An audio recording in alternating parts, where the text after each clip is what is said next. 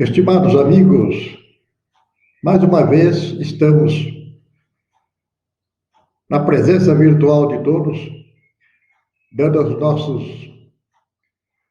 as nossas boas-vindas ao canal, que através de vídeos faz uma revisão do período monárquico republicano. E hoje, particularmente hoje, vamos cuidar da República Velha, aquele período que vai de 1891 a 1930. Neste vídeo, nós vamos abordar um período menor, porque sabemos que durante o período republicano tivemos 3 presidentes militares e 11 presidentes civis. Portanto, o grupo de presidentes do período é bastante longo, então resolvemos fazer por partes, né? Fazermos neste vídeo até 1909, que é na política de Afonso Pena, e no próximo faremos dos seguintes até Getúlio Vargas. Portanto, hoje vamos ouvir, inicialmente, um pequeno trecho da canção da República. É uma letra do poeta Medeiros de Albuquerque e a música é de Leopoldo Miguez. Esse trecho, só de 2 estrofes, é exatamente para que não percamos a ligação que há entre o civismo, a cidadania e os assuntos importantes da nossa vida no Brasil. Portanto, um minutinho, por favor. Eu vou ver se consigo transmitir essas 2 estrofes do hino ou a canção da República.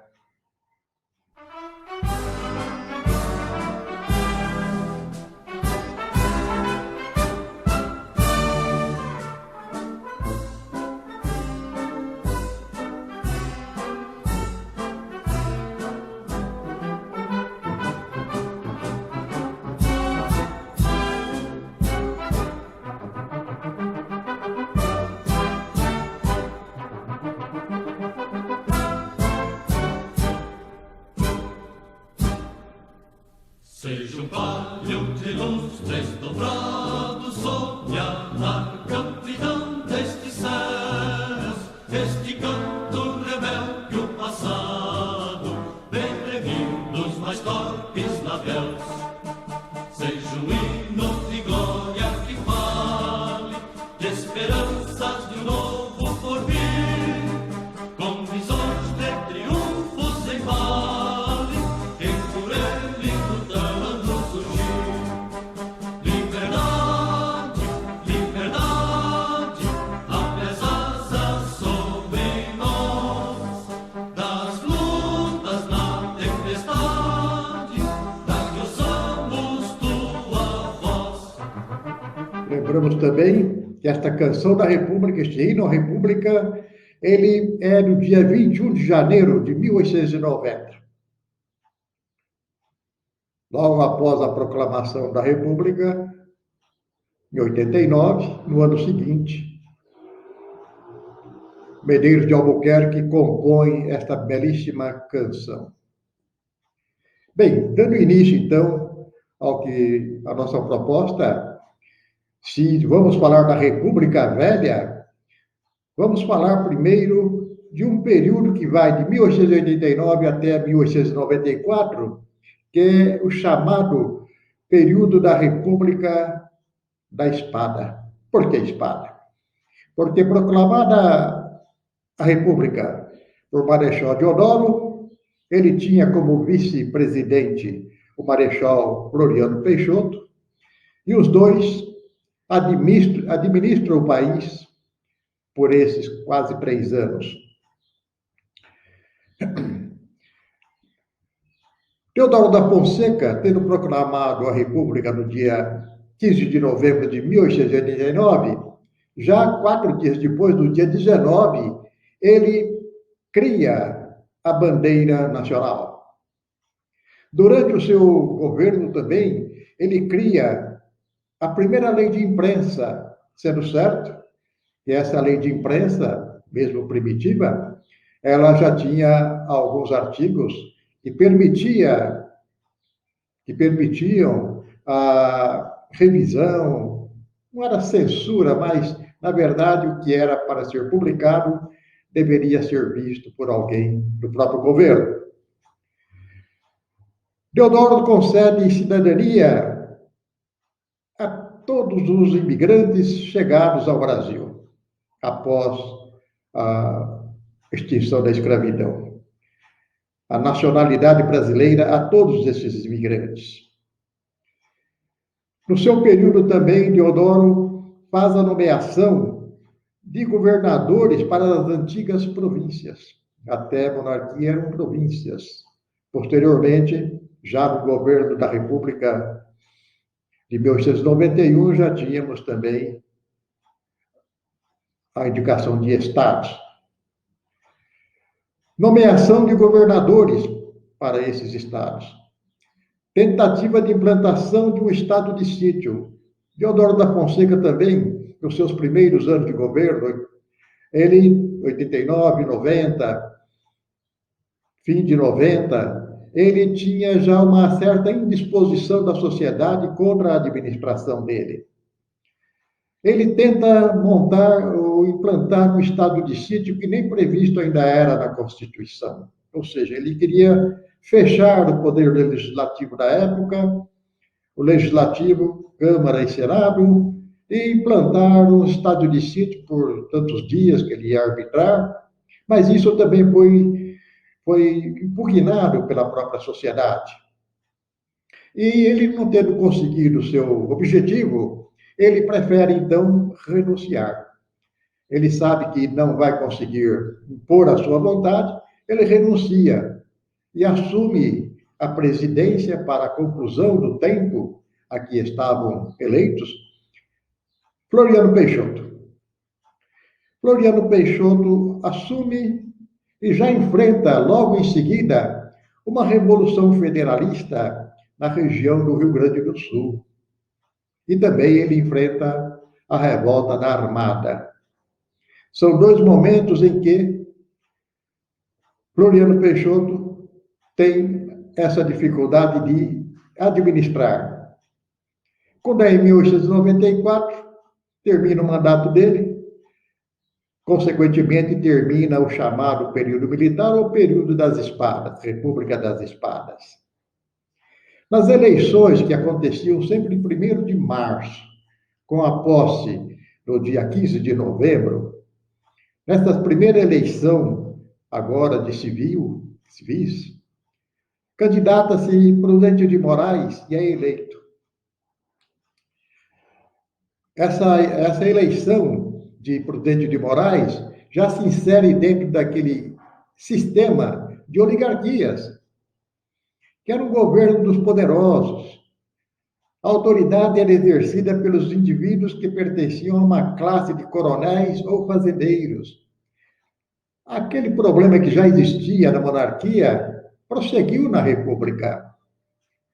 Os fazendeiros e os coronéis, aqueles homens que davam sustentação aos governos, ainda mandavam. Por isso que se fala oligarquia, porque era algo entre essas classes poderosas.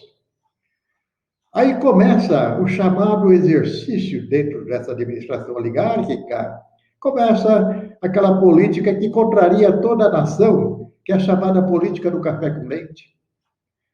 Para a próxima eleição, após Prudente de Moraes, sempre se nomeava, se indicava um paulista e um vice-presidente mineiro. Um país como o nosso, que na época era totalmente agrícola, e o café era o produto de maior aceitação no mercado internacional. Em Minas Gerais, com a produção de leite, a altíssima produção de leite, tinha realmente forças dentro do governo. Então, dentro dessa oligarquia, dessa política de um Estado com o outro, criou-se aquele revezamento de presidentes. Esse revezamento. Como disse Prudente de Moraes, eleito em 1894, ele vai até 1898. Começa também, de acordo com a Constituição de 1891, o chamado período de 4 anos para o presidente da República. Ele tem como incumbência da sua administração colocar fim na revolta federalista. E ele também enfrenta um problema que começou ainda no governo de Floriano Peixoto, mas prosseguiu no governo dele, que foi a chamada revolta de Canudos. Ao final, iremos fazer um pequeno comentário sobre Canudos. Prudente de Moraes passa a sua administração na eleição seguinte para Campos Salles, outro paulista, 1898 a 1902. Campos Salles tem, na sua administração presidencial, a oportunidade de instituir o Código Civil Brasileiro, que, instituído, passou a tramitar nas câmaras de Senado e Câmara Legislativa, deputados federais, e só entrou em vigor em 1916. Campos Salles também reformulou o Código Penal do Império. Saneou as finanças e proibiu novos empréstimos. Sabemos que o Brasil, desde o tempo do Império, era devedor da Inglaterra, dos Estados Unidos, da França. E sendo devedor, tendo Campos Salles melhorado as condições das finanças brasileiras, ele proibiu novos empréstimos, até sanear os problemas da dívida. Ele institui a política de governadores. Essa política já estava começando com o Prudente de Moraes, ele então impõe essa tal política que os governadores seriam eleitos nos seus estados, mas eles dariam sustentação aos indicados para a Câmara e aos indicados também para o Senado. Ou seja, essa política de governadores nada mais era do que ter no Poder Legislativo pessoas indicadas e que fariam aquilo de interesse dos seus estados e do próprio presidente da República. Foram instalados os partidos políticos. Por São Paulo, o PRP, Partido Republicano Paulista. Minas Gerais, Partido Republicano Mineiro. E no Rio Grande do Sul, o Partido Republicano Rio-Grandense. São os 3 partidos maiores representativos da sociedade da época. Carreira política deveria ser exercida apenas pelos profissionais liberais. Monarquista, não mais. Aqueles que tinham ideias monarquistas, já o próprio partido praticamente alijava o interesse. Período também chamado do coronelismo. Ou seja, os coronéis na República Velha tiveram interferência direta nos presidentes da República. O coronelismo, não é? Aquele chamado coronelismo, aqueles homens titulares de posses econômicas, propriedades, fazendas, grandes latifúndios. Não é? Esses homens tinham essa possibilidade de administrar tudo isso e levar para o governo central as suas sugestões para a melhoria.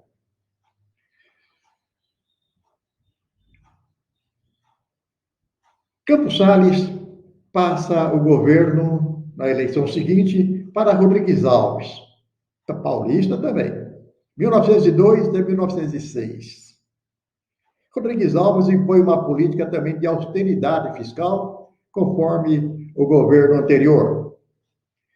Ele permite e autoriza e incentiva a imigração.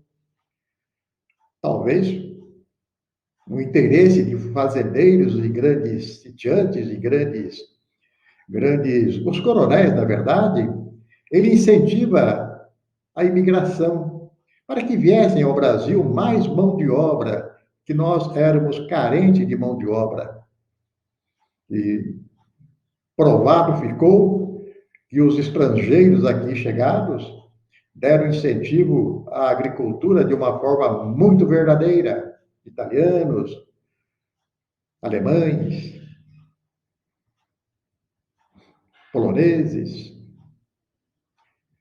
O nosso Brasil é muito devedor dessa imigração, porque nos primórdios da República Velha, eles é que deram o grande lance da produtividade. Rodrigues Alves também reurbanizou a cidade do Rio de Janeiro, que era a capital federal. Mas a capital federal vivia também numa situação politicamente, da prefeitura abandonada, e havia muito entulho pelas ruas, havia também lixo acumulado aqui e ali. Rodrigues Alves determina que seja feito um saneamento. Agora, ao sanear a cidade, ao limpar a cidade, ele comete um problema, ele comete um engano, um equívoco. Ele afasta do centro as populações mais humildes.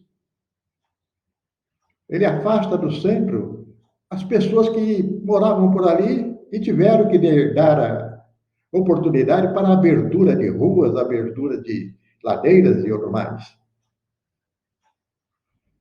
É quando surge, em função desse lixo, desse entulho nas ruas do Rio de Janeiro, aquela epidemia, que já falamos em outras oportunidades, a varíola, a peste bubônica, leptospirose, tudo aquilo obrigava o governo a tomar iniciativas também de sanear o problema sanitário.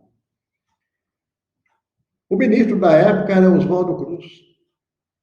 Oswaldo Cruz foi encarregado de encontrar caminhos para livrar a cidade do Rio de Janeiro daquela epidemia que devastava vidas, famílias. E ele impõe, então, a vacinação obrigatória. Mas ele impõe de uma forma bastante rude, porque os agentes de saúde tinham a autorização mesmo de entrar nos lares, entrar nas casas, vacinar à força, idosos, crianças, mulheres.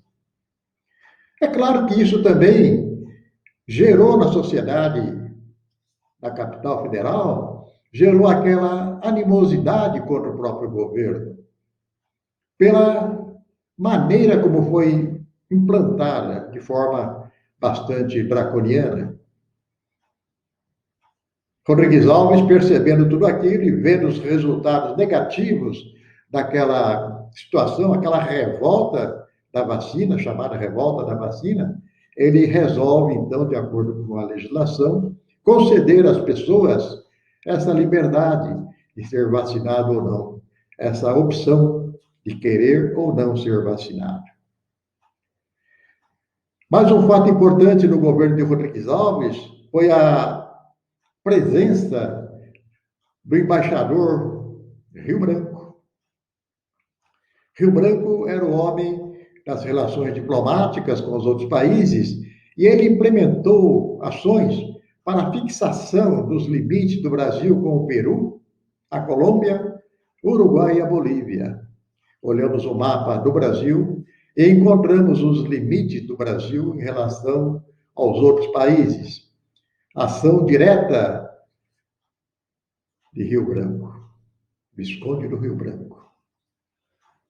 Terminado o governo de Rodrigues Alves, 1906, ele passa o governo para Afonso Pena. Afonso Pena vai de 1906 a 1909. Afonso Pena começa a sua administração rompendo com a política do café com leite. Ele passou a prestigiar, até por pressão desse governo, dessa República dos Governadores, essa ingerência dos governadores, ele resolve, então, permitir, não é só permitir, mas concordar com a pressão que ele recebia para que outros estados também apresentassem seus candidatos a presidente. Então, ele rompe com essa tal política do café com leite. Ele recebe mais de 100 mil imigrantes italianos no seu governo. Ele, em razão disso, ele apoiou também a expansão cafeeira. Nossa região aqui de Botucatu, e mais toda a região que vai até Ribeirão Preto, era puro café. A região do Vale do Paraíba, imensos cafezais.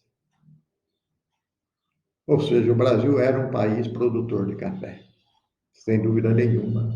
E graças, em grande parte, à mão de obra estrangeira, não podemos nunca esquecer dessa gente que veio para cá, por falta de emprego na Europa, vieram para cá. E aqui se deram muito bem, dada a bravura com que assumiram as tarefas da parte agrícola do país. Indicou Rui Barbosa para representar o Brasil na Conferência de Paz de Haia. Rui Barbosa lá ele se destaca por um discurso muito famoso, muito importante em favor do Brasil. Ele foi considerado como o águia de Haia. Dentre tantos oradores, o Brasil disse presente na pessoa de Rui Barbosa. Afonso Pena, ele não conclui o seu mandato. Ele falece antes do encerramento. Neste vídeo, como eu disse, como é um período muito longo de 39 anos de república, e essa grandiosidade e mudança de presidentes ao longo do período, eu resolvi, no vídeo de hoje, ficarmos até Afonso Pena. Depois teremos os outros presidentes, que chegam até Getúlio Vargas. Então, para não tornar este vídeo muito longo, não tornar este vídeo um pouco cansativo, porque são fatos pretéritos, são fatos passados, são fatos de pouca gente memorizando ainda, né? Então, eu me comprometo a encerrar hoje com Afonso Pena e dar prosseguimento com os demais presidentes da chamada linha oligárquica, que vai até Washington Luiz Pereira de Souza, o último da República Velha. Muito bem, eu queria fazer apenas uma breve lembrança do que foi a Guerra Federalista, aquela guerra ocorrida no Rio Grande do Sul, logo no começo da administração do Marechal Deodoro da Fonseca. O período vai de Deodoro até Floriano Peixoto. De Floriano Peixoto, chega até Prudente de Moraes. Essa revolução foi interna no estado do Rio Grande do Sul. Foi dentro do espaço territorial. Só que em determinado momento, essa revolução, que seria exclusivamente rio-grandense, ela invade Santa Catarina e invade também a cidade de Curitiba. O presidente da época era Júlio de Castilho, lá do Rio Grande do Sul. O governador do estado do Rio Grande do Sul era Júlio de Castilho. Júlio de Castilho administrava pelo PR rio-grandense, Partido Republicano Rio-Grandense. Mas havia dois grupos políticos em desavença. Um a favor de Júlio de Castilho e outro contra. Esses grupos políticos, o primeiro deles era dos Maragatos. Os maragatos eram federalistas. Eles queriam tirar Júlio de Castilho. Eles queriam uma revisão na Constituição Federal e, por consequência, na própria Constituição do Estado. E tinha também os chimangos. Os chimangos eram defensores da centralização política. Então, vejam bem, os maragatos eram um grupo político contrário à administração de Júlio de Castilho. E os chimangos eram defensores da centralização do poder. Em armas, esses dois grupos, eles avançaram sobre Santa Catarina e Paraná, como eu disse agora há pouco, e tomaram a cidade de Curitiba. Em 1894, por imposição das forças federais, já no governo de Prudente de Moraes, a paz é assinada em agosto de 1895. Então, vejam bem, o Brasil começa a sua república enfrentando problemas de descontentamento na sociedade, com essa revolta federalista, depois teve a revolta da Armada, que envolve especialmente a Marinha, seus fuzileiros navais, os seus marinheiros, falaremos disso em outra oportunidade. Então, meus amigos, hoje ficamos por aqui. Eu me comprometo com os senhores no próximo vídeo prosseguir presidente por presidente até a queda do presidente Washington Luiz Pereira de Souza. Né? Ele tinha um candidato a presidente, Júlio Prestes foi eleito, mas o grupo rio-grandense também não permitiu a posse. É um período excitante da política brasileira, que a gente não se lembra muito mais, a gente tem que rever, tem que ler, tem que buscar nos livros de história do Brasil,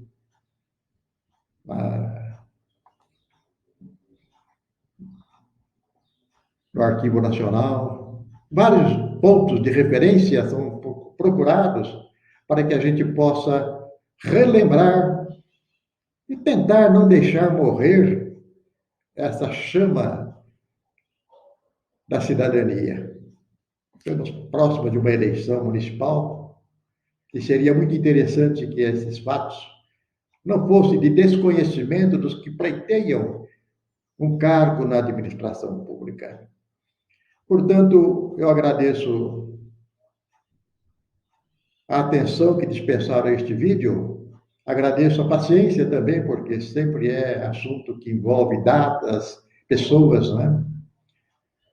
Mas são todos os nossos brasileiros ilustres que escreveram seu nome na República e estão conosco até hoje na memória e nas recordações importantes do patriotismo e também civismo e cidadania. Muito obrigado a todos e até a próxima oportunidade, quando daremos continuidade à República Velha. Até mais.